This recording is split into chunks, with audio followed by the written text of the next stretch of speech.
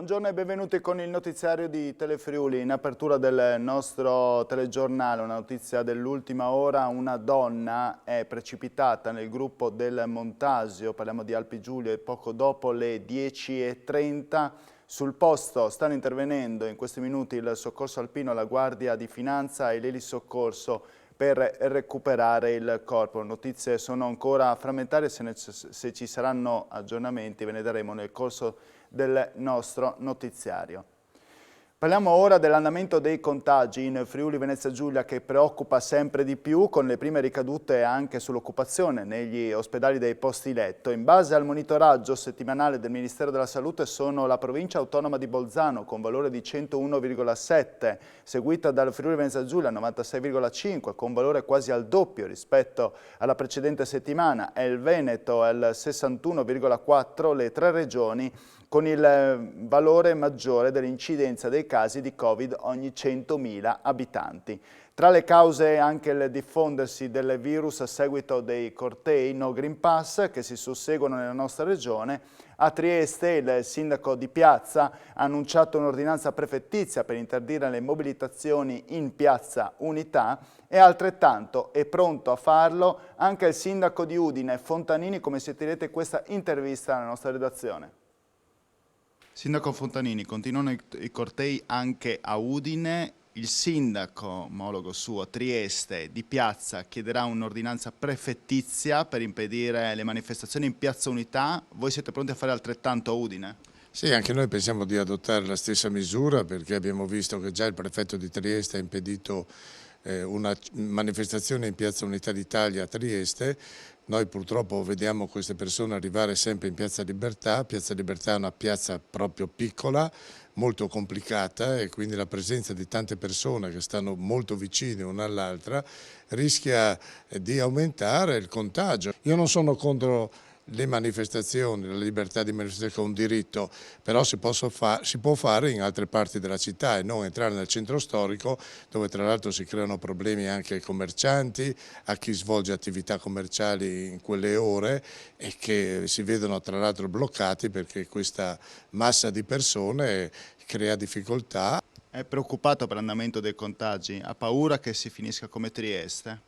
Sono preoccupato perché purtroppo l'aumento è continuo, ogni giorno ci sono dati in più di contagi e quindi c'è ancora troppa gente che non si è vaccinata. C'è qualcuno che pensa che questo virus sia una cosa che viene extraterrestre, invece è una cosa nostra, e si combatte vaccinandosi, cercando di mantenere le distanze di sicurezza e adottando tutte quelle regole che ci hanno permesso di contenerlo. Adesso c'è più di qualcuno che pensa invece che il problema non esista, e i dati ci dicono invece che il virus è presente e che purtroppo i ricoveri in ospedale stanno aumentando.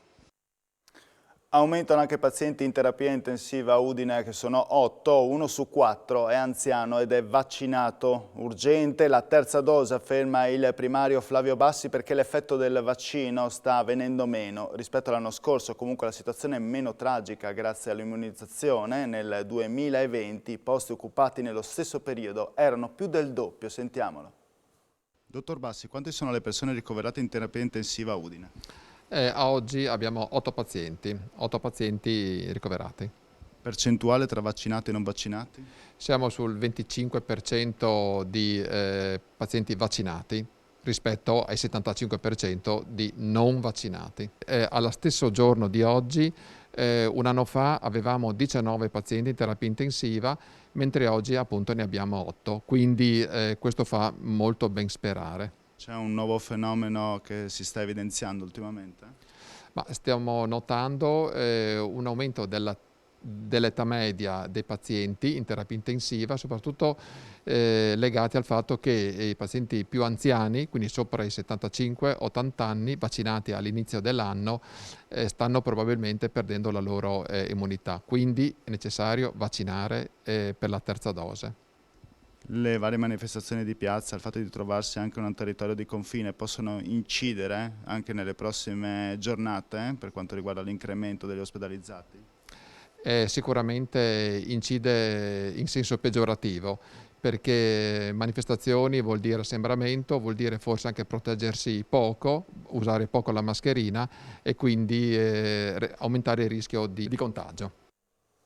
Torniamo in cronaca, una coppia di coniugi di 70 anni è stata soccorsa oggi dopo un allarme incendio scattato poco dopo le 2:30 di questa notte in via Monte Sabotino a Gorizia. Per causa in corso d'accertamento da parte dei vigili del fuoco si è sviluppato un rogo all'interno di una casa singola abitata dai 2 pensionati. La donna è riuscita a raggiungere un terrazzino al primo piano ed è stata tratta in salvo. Anche il marito della donna è stato salvato e portato in nosocomio, intossicato. Gli anziani non sarebbero comunque in pericolo di vita, ma l'appartamento risulta inagibile. I carabinieri della compagnia di Gorizia sono stati impegnati la scorsa notte per un ritraccio con successiva identificazione di 16 cittadini migranti, 8 stranieri sono maggiorenni e 8 sono bambini. Sono stati assistiti e avviati a triage in quarantena fiduciaria perché provenienti da paesi a rischio dai valichi terrestri di Gorizia e Trieste. Paura per un bambino di 12 anni di Azzano Decimo che ieri è scomparso dalla propria abitazione. Secondo la ricostruzione il minorenne, senza avvisare nessuno, probabilmente dopo aver terminato le lezioni a scuola, è salito su un autobus per scappare da casa, arrivando fino a un bar di Sesto Arregana. Tanto lo spavento tra i genitori e i parenti che non l'avevano visto rincasare, sono scattate così le ricerche. La titolare poi del bar, che ha capito la situazione, ha chiamato i carabinieri rendendosi conto che il bambino era solo ed era scappato da casa, lo ha trattenuto al bar fino all'arrivo dei parenti e dei militari dell'Arma, quindi sono arrivati verso le 22 i genitori che lo hanno potuto riabbracciare. Voltiamo pagina, la Regione predisporrà entro la fine dell'anno un nuovo bando per le start-up con una dotazione di 2,5 milioni di euro. Lo ha annunciato l'assessore regionale alle attività produttive Sergio Mediobini, è intervenuto alla giornata conclusiva della settimana dedicata alle start-up promossa da Agenzia Lavoro e Sviluppo Impresa del Friuli Venezia Giulia. Sentiamo. Si è conclusa oggi in Sala Comelli a Udine la settimana delle start-up e open innovation, strumenti e misure per far crescere la propria impresa. Iniziativa promossa da Agenzia Lavoro e Sviluppo Impresa della Regione, insieme a Confindustria Udine, di Tedi, Friuli Innovazione, Polo Tecnologico Alto Adriatico, Unicorn Trainers Club, con lo scopo di approfondire la conoscenza delle stesse start-up e promuovere lo scambio di informazioni e idee e favorire nuove collaborazioni tra imprese. Dicembre e gennaio andremo ad aprire un nuovo bando per le start-up con una dotazione non irrilevante di oltre circa 2,5 milioni di euro, se non ricordo male. Quindi insomma la Regione accanto alle imprese e soprattutto accanto ai giovani imprenditori. La Regione Friuli Venezia Giulia è stata riconosciuta come una regione strong innovator dalla Comunità Europea. La Regione Friuli Venezia Giulia è la seconda in Italia come numero di start-up in percentuale sulle società di capitali, quindi abbiamo dei fondamentali molto importanti. Primo laureato di nazionalità afghana all'Università di Udine, ha 36 anni, è un rifugiato politico e ha conseguito la laurea magistrale in Ingegneria Civile del Dipartimento Politecnico di Ingegneria e Architettura. Vediamo. È fuggito dalla dittatura dei talebani ed è arrivato a Udine nel 2017 dopo un lungo e duro viaggio attraversando i vari paesi, in parte a piedi e in parte in automobile fino a giungere in Italia. Lui è Tawab Ahmad Mushtaq e pochi giorni fa ha coronato il suo sogno, laurearsi in ingegneria civile a 36 anni. A proclamarlo il rettore dell'Università di Udine, Roberto Pinton. In virtù dei poteri conferitimi dalla legge e in qualità di magnifico rettore dell'Università di Udine, la proclamo dottore magistrale in ingegneria civile. Tawak ha discusso una tesi sull'impiego dell'intelligenza artificiale per la progettazione avanzata delle infrastrutture stradali che ha avuto per relatore Nicola Baldo. In Afghanistan ha fatto il regolare corso di studi superiori per poi conseguire la laurea triennale in ingegneria civile al Politecnico di Kabul, il tutto prima della terribile fuga dagli eccidi. Il mio modo di vivere è cambiato da quando sono venuto in Italia, così si racconta Tawab. Gli italiani hanno qualità speciali e sono molto gentili. Dapprima il rifugiato ha passato 2 anni nella casa dello studente e dal 2019 risiede al convitto Bertoni. La laurea del dottor Tawwab è una bellissima notizia per l'Università di Udine, commenta il rettore, è motivo di orgoglio per la nostra comunità accademica da sempre aperta e inclusiva. Tawwab deve diventare un simbolo e un modello per tutti i nostri studenti, un simbolo di libertà, di grande impegno e forza di volontà che, in un ambiente favorevole come quello friulano, consente di raggiungere risultati straordinari. Leggere è ginnastica per la mente, un'attività che aiuta a formare i buoni cittadini. Non è solo un modo per arricchirsi culturalmente, è un piacere da coltivare, ma contribuisce a tenere allenato il nostro cervello. Significa saper sognare e immaginare il futuro. Così il governatore della regione Friuli Venezia Giulia, Massimiliano Fedriga, ieri ad Aquileia all'incontro che ha dato il via all'8ª giornata regionale della lettura, un libro lungo un giorno, organizzato dal progetto Leggiamo 018. L'appuntamento, che si è svolto all'Istituto Comprensivo Don Milani ad Aquileia, è stato anche l'occasione per lanciare la campagna Leggiamo a scuola, che ha visto l'adesione di oltre 900 classi delle scuole dell'infanzia, primarie e secondarie di primo grado di tutto il Friuli Venezia Giulia. Il progetto prevede che ogni classe si impegni a dedicare 15 minuti della giornata alla lettura per tutto l'anno scolastico. Federica e i bambini della scuola primaria Manzoni dell'Istituto Comprensivo Don Milani, che ha ospitato l'incontro, hanno letto in silenzio la Divina Commedia illustrata. Erano presenti anche l'ideatrice di Leggiamo a Scuola, Mara Fabbro, e Alessia Cicconi, dirigente dell'Istituto Comprensivo Don Milano. Tra i testi portati dai bambini anche le storie di Geronimo Stilton, Harry Potter, Topolino e un manga giapponese.